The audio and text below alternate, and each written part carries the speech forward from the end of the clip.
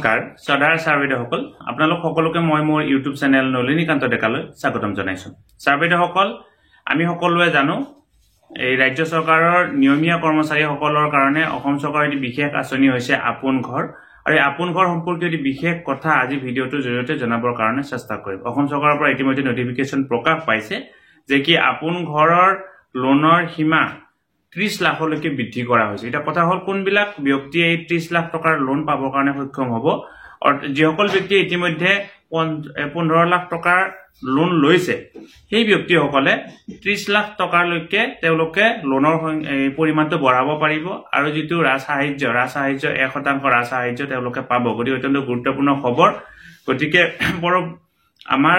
ৰাজ্য চৰকাৰৰ অধীনৰ নিয়মীয়া কৰ্মচাৰীসকলে এতিয়া আপোন ঘৰৰ বাবদ 30 লাখ টকা পৰ্যন্ত লোন পাবৰ কাৰণে সক্ষম হ'ব আৰু 30 লাখ টকা লোনত 1% ৰাজসাহায্য পাবৰ কাৰণে সক্ষম হ'ব গতিকে 30 লাখ টকাৰ 1% কিমান হয় সেইখিনি আপোনালোকে নিশ্চয় গম পাব গতিকে এই লোনটো লবৰ লাগিলে যিখিনি ডকুমেন্টছ খিনি নিশ্চয় আপোনালোকে জানে মিয়াদি মাটিৰ প্ৰয়োজন হয় বা আন 6 মাহৰ চেলাৰী ষ্টেটমেন্টটো লাগে গতিকে এই যিখিনি যদি তথ্য আপোনালোকৰ আছে গতিখিনি যদি আপোনালোকৰ ৰেডি হৈ আছে তেতিয়াহলে আপোনালোকে আপোন ঘৰ লোন লবৰ কাৰণে পাৰিব এটা আপোন ঘৰ লোন ললে ইয়াৰ এটা প্ৰসিডিউৰ আছে লোন লোৱাৰ পিছত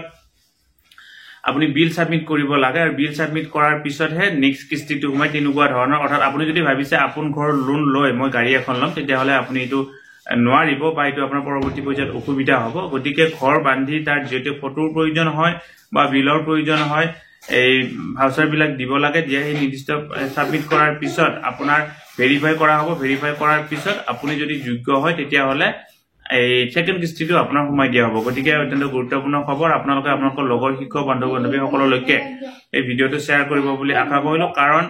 এই পাৰ্সোনাল লোন এটা লব লাগিলে আমাৰ যিমান পৰিমাণৰ সুদ দিব লাগে আপোন ঘৰৰ ক্ষেত্ৰত সেই সুদৰ পৰিমাণ কম হয় যেহেতু আমাৰ 1% ৰাজসাহায্য পাবৰ কাৰণে সক্ষম হোৱা যায় আৰু এই একেলগে ইমান টকা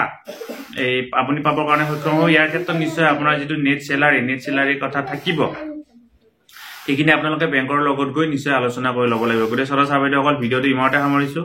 আৰু আপোনালোকে যদি আজি প্ৰথমবাৰৰ কাৰণে নলিনীকান্ত ডেকা নামৰ ইউটিউব চেনেলটো চাইছে অনুগ্ৰহ কৰি চেনেলটো সাবস্ক্ৰাইব কৰিব আৰু আপোনালোকৰ লগৰ শিক্ষক বন্ধু বান্ধৱী সকলকো চেনেলটো সাবস্ক্ৰাইব কৰিবৰ কাৰণে অনুপ্ৰাণিত কৰিব কাৰণ আমি এই চেনেলটোৰ জৰিয়তে শিক্ষক